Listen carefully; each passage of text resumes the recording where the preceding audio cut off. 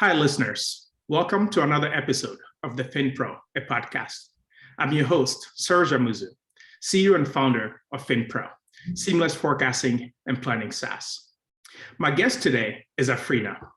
Afrina, your background is impressive. It's phenomenal. As I was doing my research before we hopped on, I've learned, your experience as a product manager, helping Bank of America generate $12 million in revenue with the product rollouts that you've done, winning awards at Honeywell, and helping companies generate $40 million in revenue. And before we dive into all of that, you and I, before we actually hopped on, I learned that one of your hobbies was, to obviously traveling, but also visiting all the national parks in the U.S. And you're learning to cook Indian food within 20 minutes. Tell me a little bit more about that. Sure, that's a good start, right? So I became a new mom during the pandemic, which led to taking care of little one all by myself, but also having to feed her with all healthy stuff, right? And Indian cooking is quite elaborate. Just the ingredients in my kitchen would go in triple digits sometimes if you were to start counting. So one of my goals was, one, be able to cook for my family all three times, and two was do it a healthy way, right? I changed my lifestyle from like being able to shop without looking at ingredients to making sure that I understand each and every ingredient that's on a packaged product, right? So that's a massive change. So I ran into this person, his name is Ramakrishnan, and he's from southern part of India, and he patented this cooking technique. It's called OPOS. What it basically does is teaches you to cook everything in a pressure cooker, which reduces the cooking time significantly. Like if I were to cook like an Indian curry on a pot, it would take me 45 minutes. But believe it or not, in this little pressure cooker, it takes me like 7 minutes. So that's like Wow. a massive thing that changed my life, because now having a toddler, right now she's a toddler, I'm not going paranoid about, I don't have enough time to cook. I gotta work, I gotta do a million other chores around my house, right? So taking this as a hobby and trying to learn different things, it's just not with curry and stews. I've mastered the art of making ghee in my pressure cooker. Like ghee is a better version of butter, right? Yeah. Okay. And I can make lots of desserts. I can make jams. I can make sauces. I can make curries, all within this one little pressure cooker that I carry around. So personal, like my friends in my personal life, they would know me as the person with a pressure cooker, because that's the only thing I would carry no matter where I go. That's like my must-have thing. Yeah. Wow. Wow. Our listeners are definitely in for a treat here. Really appreciate learning more about that. You're actually the second guest who enjoys Indian cooking. So really, there's a trend here, and it's fascinating. It's amazing. And so, diving in, you're a product manager at Google right now. And as a product manager, you are in an organizational role, tasked with coming up with product to really, to essentially deliver finished product. And so, tell us, how's that process like for you at Google? Okay, so I recently started off at Google, and it's been about 6 months actually. And my role is more outbound focused, meaning I am the bridge between a product manager and the rest of the world, right? From a go-to-market strategy, from connecting to the field, the sales, the marketing team, and essentially be the person that spreads out the information on the product, right?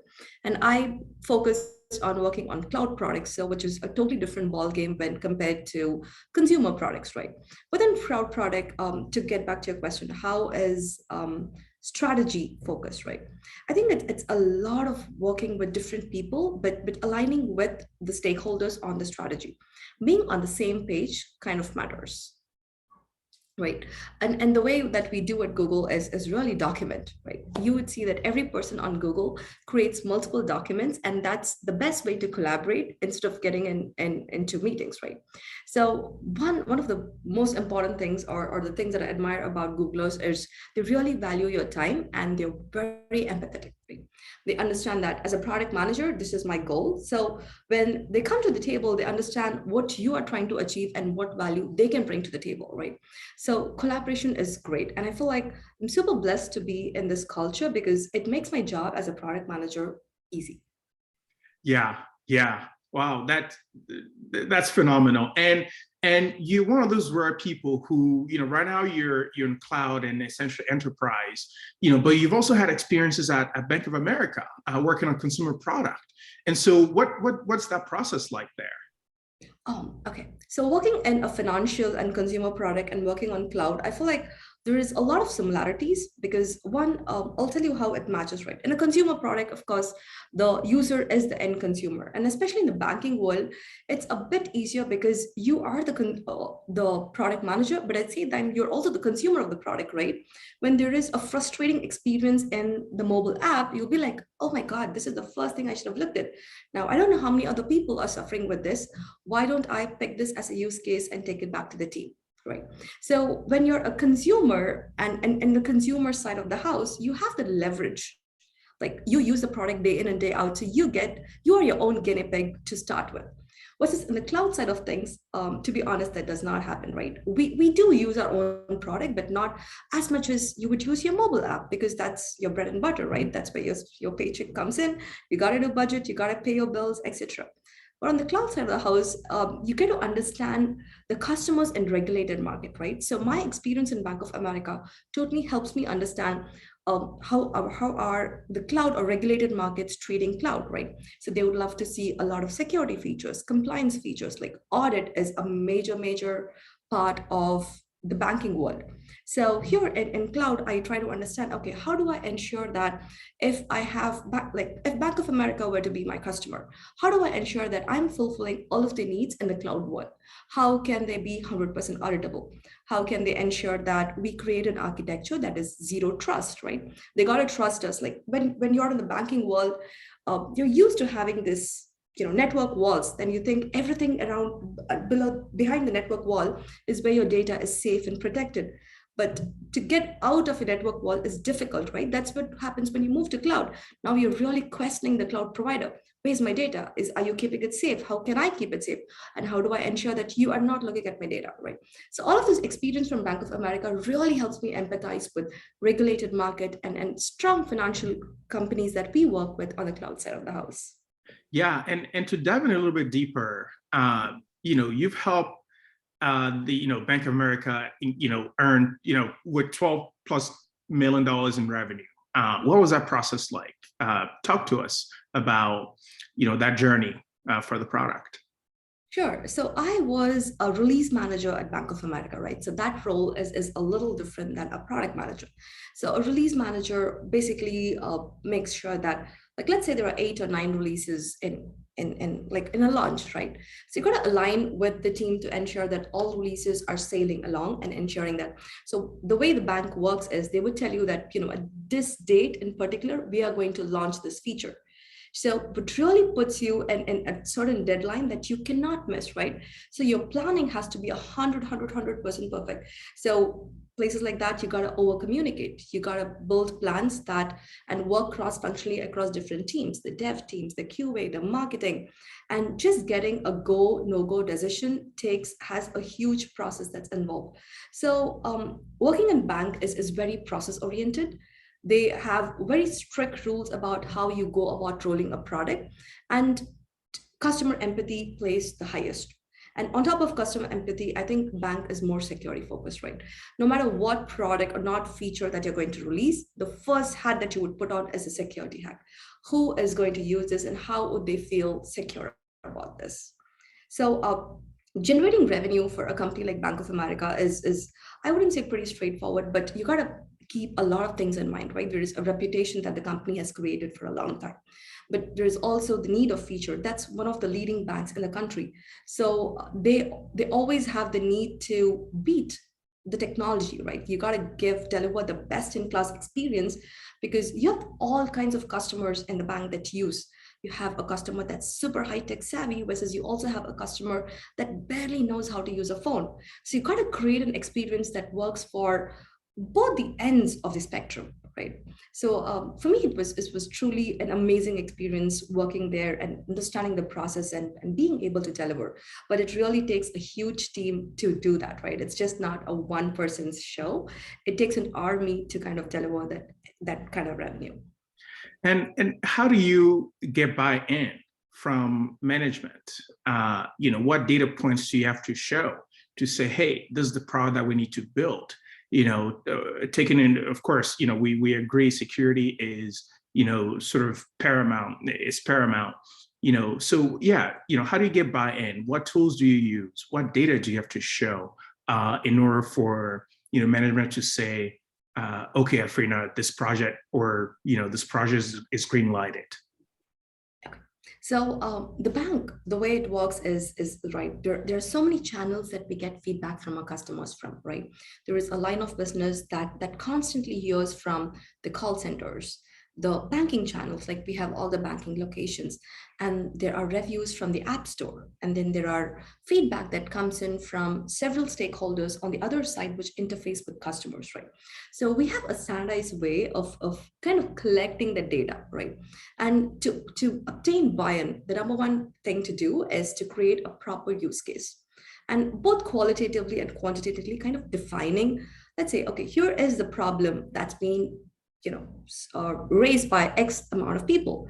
And here is the true impact that we would do by solving this problem, right? Creating a strong use case is so important to get the buy-in. And number two is trying to align with the overall organizational goals, right? I believe every organization at this point has a standard OKR that they set. These are the top 3 things that we are going to go solve this year. So kind of ensuring that the problem that I bring kind of aligns to that, right? Else, if everybody's on road A and if I'm going to be running on road C, nobody wants to take a look at road C, right? And 3 is kind of ensuring that you're aligned to your engineering counterparts in terms of resources, right? Having a strong use case and then trying to ensure that you align to the organizational OKR. And then, of course, without resources, nothing can be executed. So the combination of these 3 things would help a product manager get buy-in. Yeah, absolutely. That's phenomenal. And Afrina, you were an engineer turned product manager. So I think this gives you a grasp in terms of technical resources that are required to get a product off the ground. And so with that, how do you manage or lead teams? So to be very honest with you, right, in product management, it's not about managing or leading teams, but it's more about seeing them as your equal partners, right? Engineers, like when I go to engineers, it's about, hey, here's the problem that I'm hearing from the other side. And this is probably the potential solution that I think it would look like. But I leave the decision with the engineers to tell me how they would go solving it, right? So really having that trust is super important. And also ensuring that you're not going to put them in a position of technical debt, right? Let's say the engineer says, hey, we can solve this for short term, but here's the long-term solution. And then as a product manager, you got to take a step back and think, do I want to solve something that is so short term? And am I going to put my team in that kind of debt, having to make them rework on this again? So really empathizing with engineers, giving them, trusting them like 100%, but also trying to ensure that when you take a decision, I'm able to quantify and I'm able to explain well enough as why I did this from a long-term strategy perspective. Yeah, excellent. Thanks so much for sharing that. I think I would like to now segue into sort of, another one of your experiences. And again, I think, as I mentioned, you're a powerhouse. And so, love for you to take us through some of your learnings and process and how you were able to help an organization generate $45 million in revenue. Would love for you to tell us a little bit about, your background that led to that. Was this at Honeywell or which organization? So I feel like with every organization, generating revenue is like the part, right? It's not like I went in, I built something from ground up. No. I think it takes a team, and we have great management teams across, right? And with generating revenue, I think you got to think about working it backwards, right? Like, let's say if this were to launch, would you know how many people might tentatively use this, right? Like, this is a very common interview question. Like, if you were to interview at Google, this is how they would ask you, right? Let's say they give you a product idea. They were like, okay, can you estimate how many people or what is the AR that you would generate out of this? So the way you would do it is identify the use cases, identify the user personas precisely, and then kind of project, okay, if this were to sell at this point, this is how you would generate. So I've always worked on building features for organization, right? And the way I come up with a new feature, or the way I request a feature request, is really quantifying from customer needs, right? Having the deep empathy is so important, and being 100% obsessed about your customers is the key to generating revenue, right? Like one of the products that I worked with back when I was in Honeywell was an automation solution to train the traders. So a lot of companies in oil and gas industries didn't have a proper platform to train their operators on. So there's a clear market need for that kind of product, but it's just that there are not enough people on the other side with that kind of experience to build a product, right? So now you saw that there is a clear market need, and all you need to do was come up with a plan to, kind of fill that hole, right? So really identifying the problem and identifying the user, and being able to estimate how your product would fit along is the key to do that. Yeah, yeah. And Afrina, tell us a little bit about your background and how you got into, product management. For sure. Okay. So I have a super non-traditional background, right? I did my engineering in electronics and instrumentation. And then when I started with Honeywell, I was an application engineer, and I worked for oil and gas industries. I was travel across the country to a lot of oil and gas plants just to understand how automation works, how distributed control system works, right? So I was nowhere close to being in the software technology world. I would work with technology, but most of my customers were the oil and gas companies or the chemical industries on field. And then worked there for a few years, and then I came to the US to do my MBA. I got my MBA in project management, and then I started out as a TPM, a technical program manager. So a few years in TPM, then I felt like, okay, I'm very good at managing projects and people. How about I go manage products now? I felt like product management is an exciting career for me. And to move at this pace was like the perfect thing, right? Because I understand how the structure works. I understand so many different functions because of my TPM role. So then I moved into product management. Yeah, excellent. Thanks so much for sharing that. What tools helped you along the way in your journey? So are you asking just to migrate into product management, or? Yeah, into product management. So what tools, like, yeah, I think that, the maybe an expansion to this question would be, what sort of tools, help you get into product management? Let's say someone is interested in becoming a product manager. What should they be looking at? What's the educational experience? What are potentially tools that they should be looking at to learn how to become, product managers? Or even for existing product managers, right? What are tools that once they're in their organization, what are some tools that they can anticipate to use as they navigate to even sharpen their skills as they're already in the organization? So when you're trying to transition into, I'll answer the first part of your question, right? Transitioning into product management. So the way I saw this when I was a TPM and I wanted to move into the PM role, I understood how these roles are very different primarily, and what a PM would do. So one important, I wouldn't say tool, but is the way that you think, right? In TPM, you think about your teams, you're thinking about execution and delivery. Versus in product management, you're thinking about strategy, you're trying to identify problems to solve, right?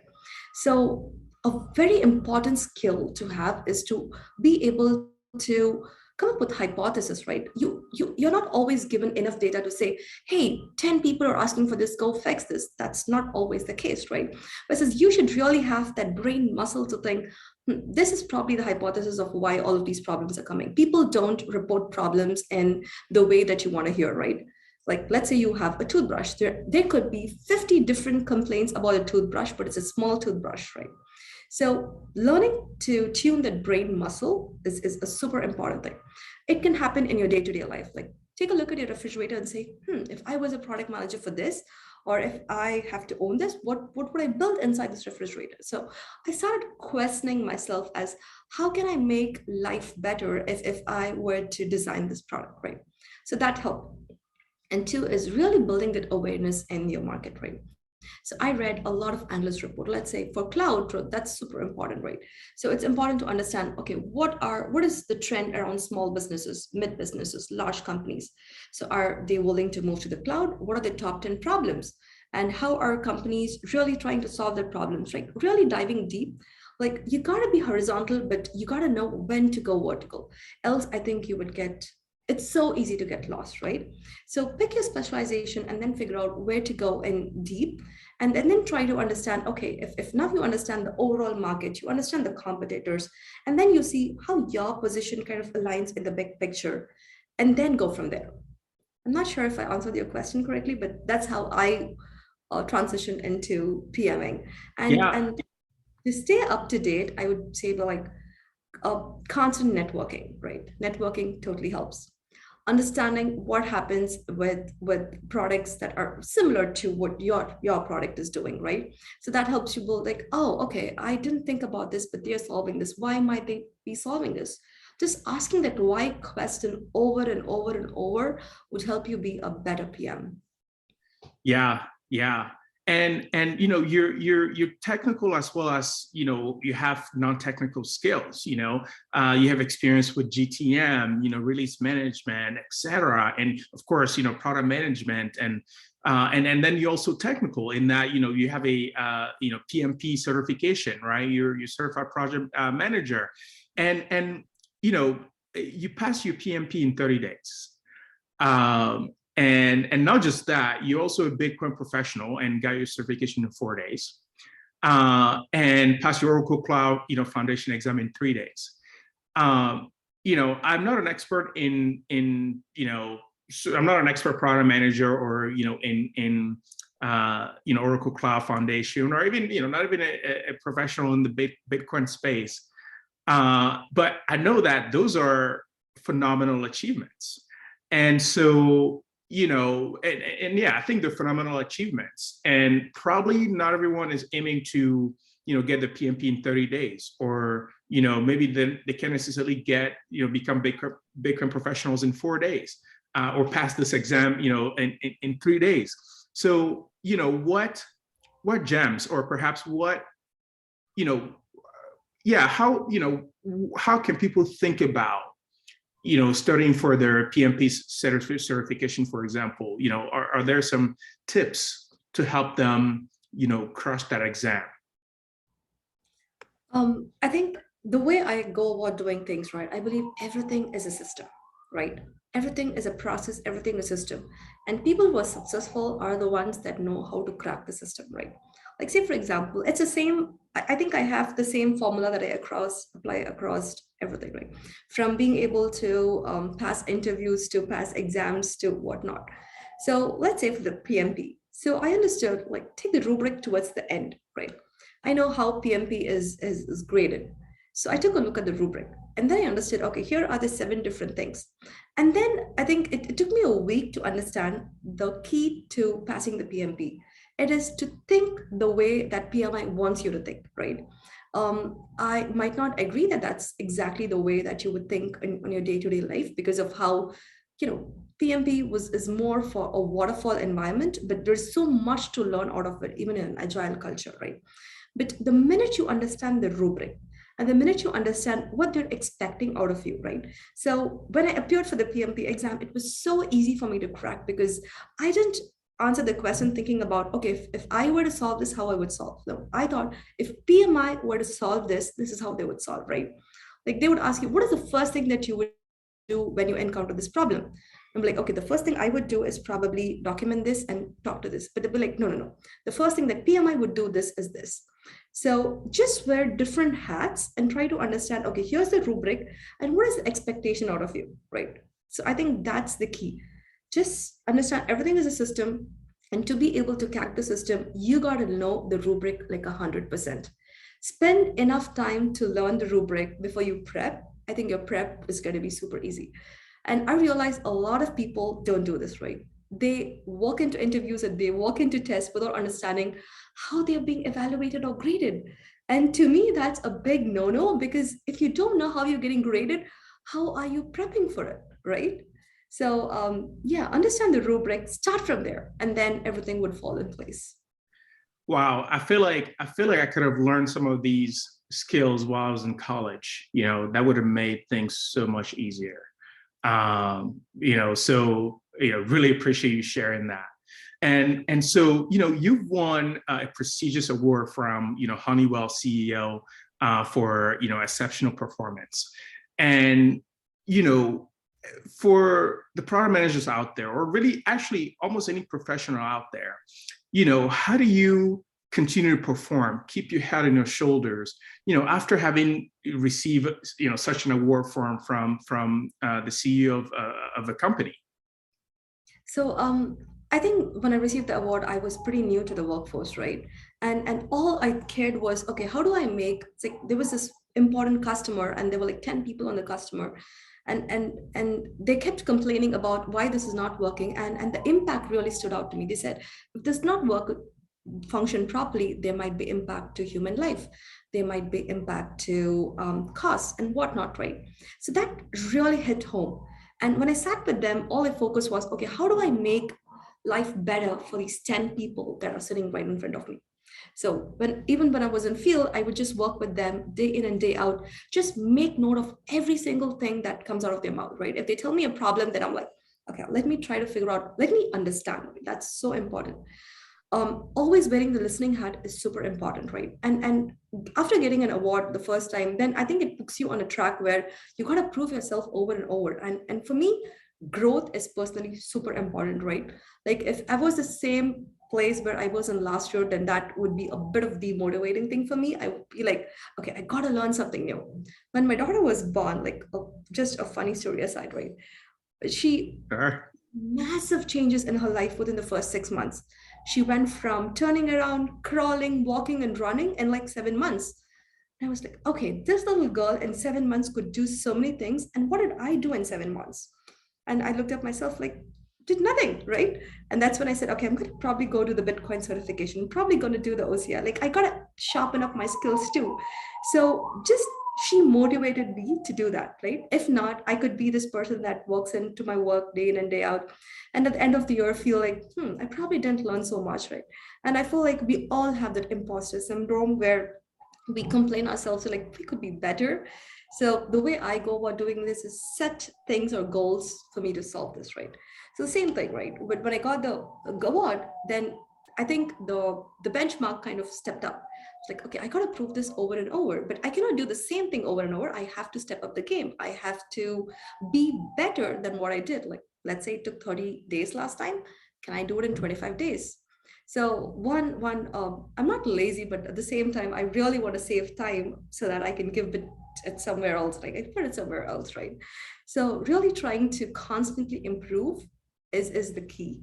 And wanting to do that, I think there should be an inner drive too, right? If there is no will, there is no way. I believe that. And I also strongly believe that ignorance is not a bliss, right? People say ignorance is bliss, but honestly, it's not. It's good to be aware of things, right? If you're not aware, how would you improve? Yeah. I'm I'm so open to feedback. Like, I'll be like, is it what you think about me? Can you tell me how can I improve this? Like I'm always in the learner and curiosity mindset, but I never think that I know this 100%. I look at everybody on the opposite side as there's so much to learn from them, and I feel like it helps me grow massively.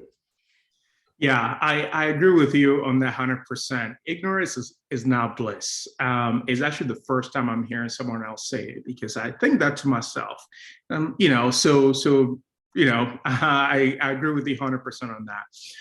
And so for our listeners, if you aren't picking up gems yet, I can tell you, what Afrina has just said is, constantly look for ways to improve yourself. And this is true in any field. So with that, I want to, segue to, sort of another topic that we already talked about, but really focus more around innovation, because I think innovation is essentially how the world works. And, product managers, as you and I talked initially, are driving their organizations forward.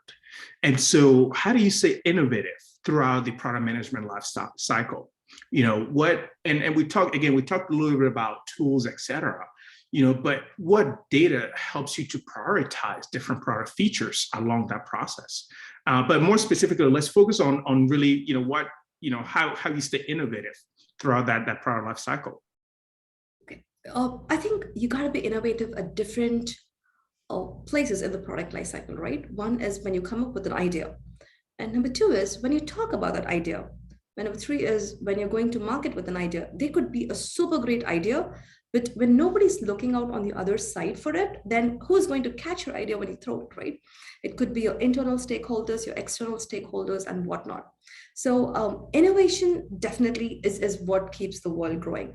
But to be innovative, I think you got to be so deeply customer focused. I know I've said this before, but nothing without customer obsession, right? Like successful people are the ones that have great listening skills. Like if you were to notice this one trend among everybody that's successful, it's because they've heard, they've listened, and they've understood, right? So empathy and customer obsession takes number one. Number two is being a good storyteller, right? Like if you understand the problem and if you do not know how to articulate it, if you do not know how to express it, then I feel like you fail right there, right? And so being able to tell the story in a way that resonates with your stakeholders, internal or external, totally matters. And number three is being able to showcase your impact, right? If this were to solve this, then yes, that's when innovation comes into play. Number four, right? To believe that you are the only person that can innovate is not possible, right? And only with what, like, let's say for me, let's say when I come up with an idea, I believe that, okay, the idea is probably a seed. And to make it a tree, I probably need a village. And to keep that open mindset and being able to be open to feedback, open to collaborate with other people, and really look out for mentors.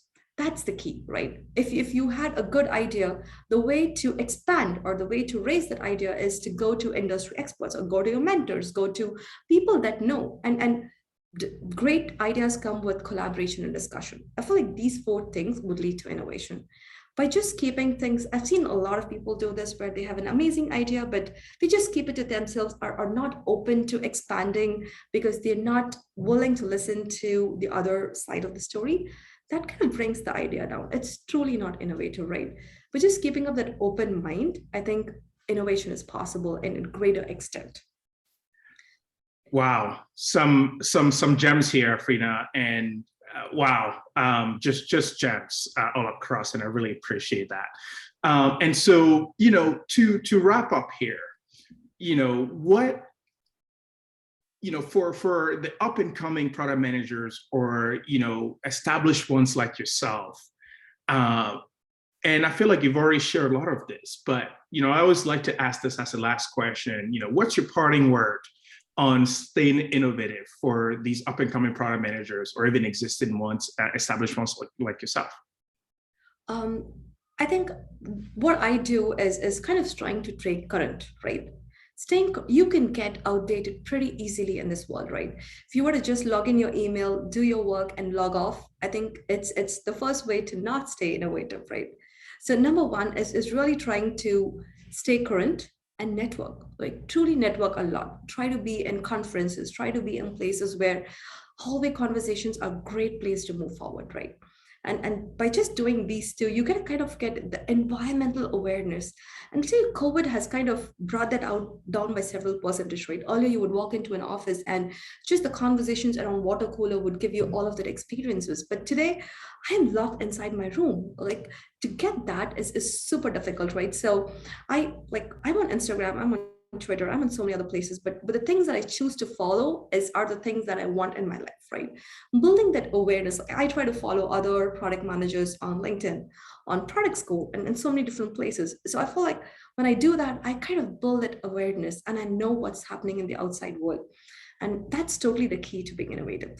And definitely, if you have time, take a look at all the analyst reports, right? They do a great job at summarizing, like interviewing companies, summarizing what's the true problem out there. And then that's a good way to kind of validate your hypothesis, right? I have millions of hypotheses in my mind, but there's really no way for me I don't have time to go prove it. But when I read all of this, then I'll be like, yay, this is what I thought about. Okay, good to know that this company has actually done the research. and prove, right? Choose what you want to go after and then go after it. But really stay current, network, and then try to build awareness around what's going on around. That would help. Wow. Thanks so much, Afrina. Really appreciate your time and having you on here. Thank you so much for giving me this opportunity, and I enjoyed speaking with you today, Serge. Likewise.